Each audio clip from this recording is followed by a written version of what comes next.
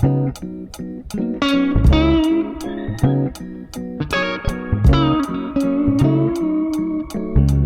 Virgo, and welcome to your May 2024 horoscope.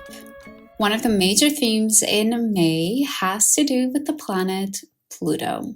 This is because on May 2nd, Pluto goes retrograde.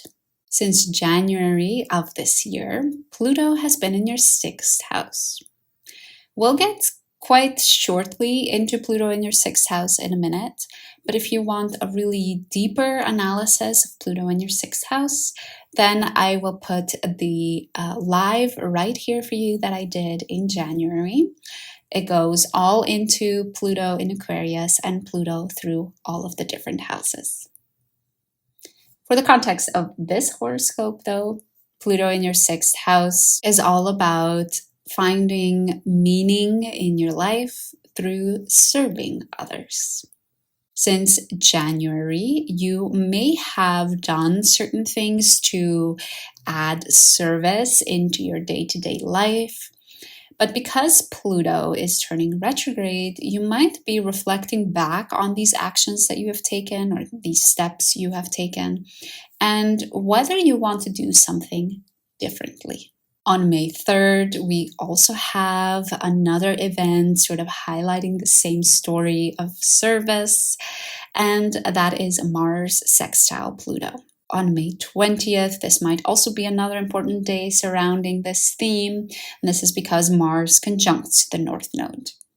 And even though on the 20th, there's no really interaction with Pluto itself, in evolutionary astrology, Pluto and the North Node are quite connected.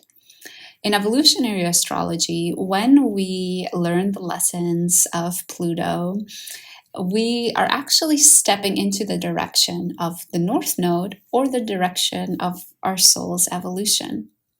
And this is why on the 20th, when Mars conjuncts the North Node, there might still be these themes of service towards others, service for others comes up again.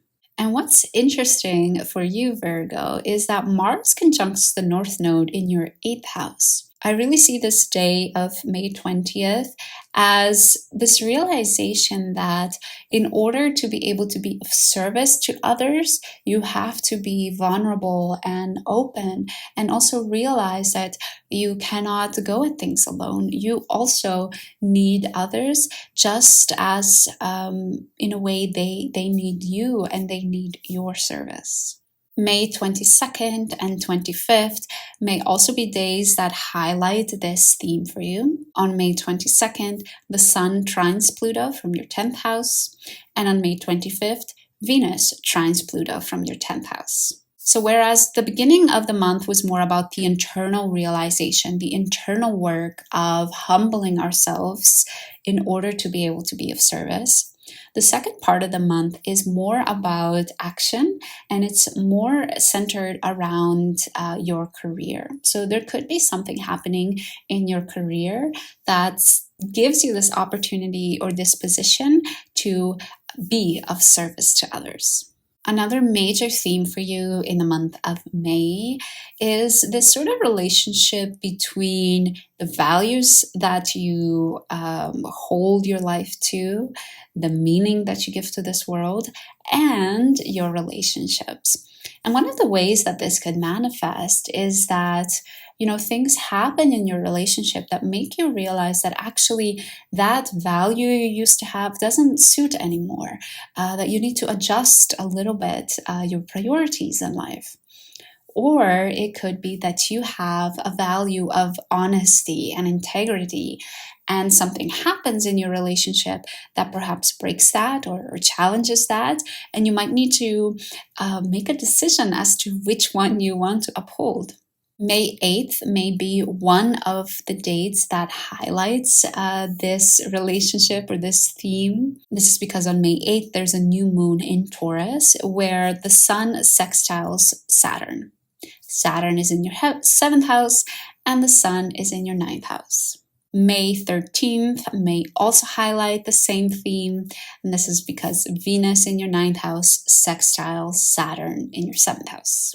Because it's Saturn that's in your seventh house of your relationships, and Saturn can sometimes represent a roadblock, I do see this theme more as your beliefs and values in life are limiting your relationships and your connections in some way.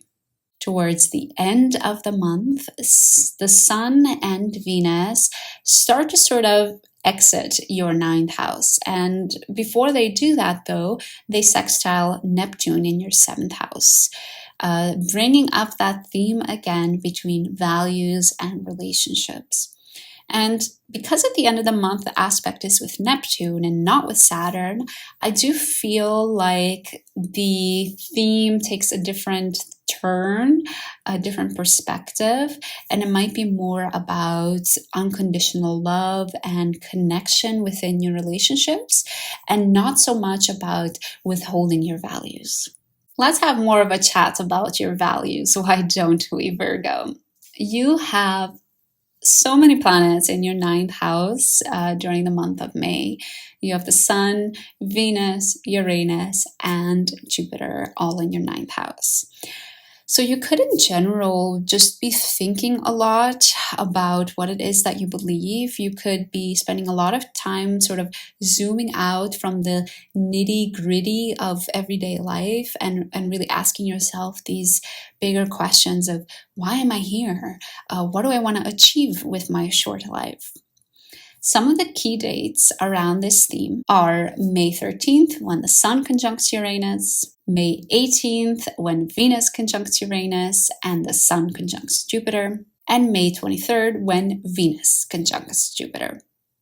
So really, for these 2 weeks, from the 13th to the 23rd, give or take a couple of days, this theme of making sense of this entire existence on Earth is quite central for you. We are talking about Venus, the Sun, and Jupiter, which can be really beautiful energies. It might be that you sort of stumble across the perfect book in a thrift shop, which actually explains in such a wonderful way how to create a meaningful life, and it sort of opens up your eyes to it.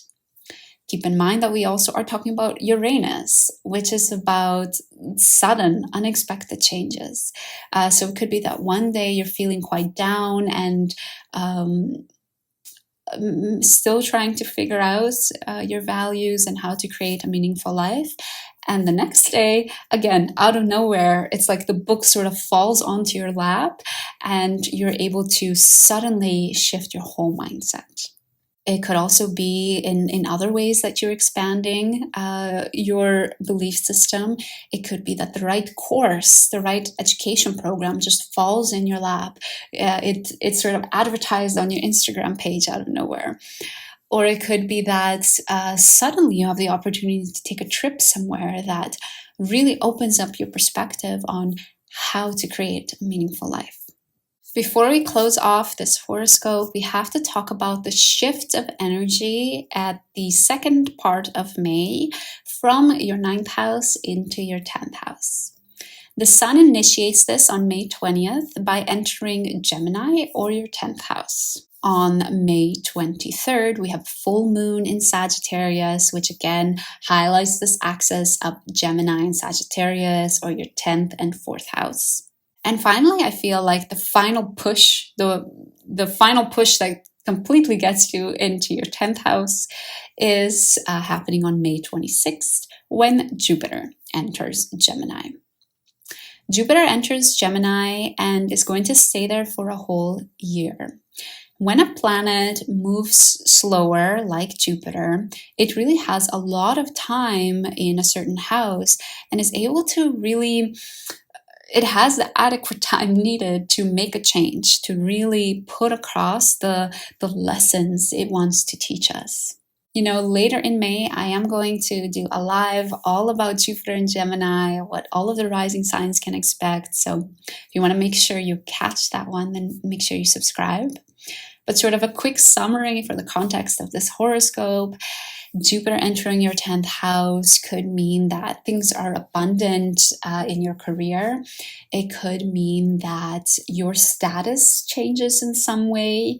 We don't think about marriage a lot when we think about the 10th house nowadays, but somebody's status and the way they're perceived is actually really quite dependent on who you're married to or who you are in partnership with.